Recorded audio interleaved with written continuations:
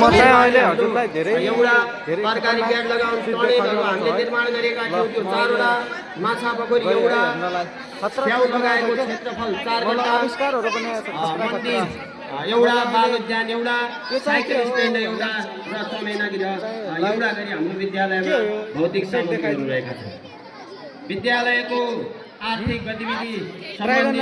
विवरण विद्यालयका लेखापाल पाण्डेज्यूबाट हाम्रो गरिने जानकारी काम गर्नुहुन्छ। विद्यालयमा स्थापना गरिएका अक्षय कोषहरुमा हैन स्वर्गीय दयानन्द आजी कस्तो लागिरहेछ त दामी लागिरहेछ हैन कस्तो लागिरहेछ मेरो काय गयो गंगा चाहिँ जेसीबी बनाया छ प्रेसरले चल्ने रहेछ म भाइ हो नाइस भाइ क्या है अनि यो चाहिँ अहिले काम गर्न थालियो कि हैन नाइस यो चाहिँ फेरि आजको विशेष भ्लग खतरा चार दरो चल्दै साइन्स प्रोजेक्टहरु बनेको छ साइन्स प्रोजेक्टहरु यहाँ चाहिँ केमिकल रिएक्सनहरु भइरहेका छन् अनि चाहिँ आशिष थलालता गोकर्ण सरुता हुनुहुन्छ अनि कस्तो अनि यो चाहिँ सम्झाइदिनु पर्यो यार कस्तो हो यो भने यो हाइड्रो पावर प्रोजेक्ट हो न हजुर टर्बाइन अनि मोटरबाट इलेक्ट्रिसिटी गएर त्यो वायर थ्रु मा चल्छ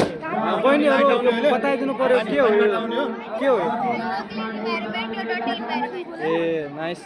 अनि यो चाहिँ पोजिटिभ एन्ड नेगेटिभ इन्भाइरोमेन्ट यो चाहिँ के हो रोकेट ए रोकेट अनि यो चाहिँ रियल लाइफ एप्लिकेसन के हो सरहरूले भिडियो बनाउँदैछ ल मैले देखाउनु खोजेको कुरा चाहिँ यो हो है गाइज यो चाहिँ यति मिहिनेतले बनाएछ साथीहरूले चाहिँ होइन म चाहिँ के भन्न सक्दिनँ यो बारेमा यहाँ चाहिँ खतरा यो ट्र्याक्टर बनाएको छ के भन्छ नि आफै चल्नेवाला रहेछ कि के हो भने यो अनि यो चाहिँ के हो यो सिस्टम हामीहरूको ए